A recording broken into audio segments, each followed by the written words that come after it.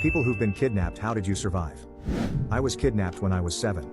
It was by a very drug-ridden family member who told me he was bringing me out for ice cream. He left me on a bench outside of a bar when the bartender told him he couldn't bring kids in. It was a dirty biker bar in Las Vegas during the 90s.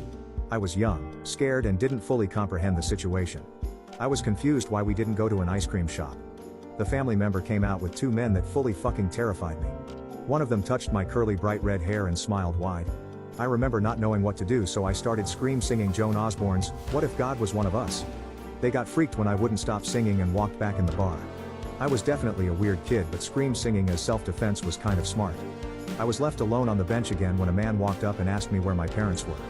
I told him I didn't get ice cream and wanted to go back to my mom, but my family member wouldn't let me. He walked in the bar but came out just a minute later and sat with me until the police arrived. 20 years later, my mom saw that family member for the first time. He was on end-of-life hospice care but made it to another family member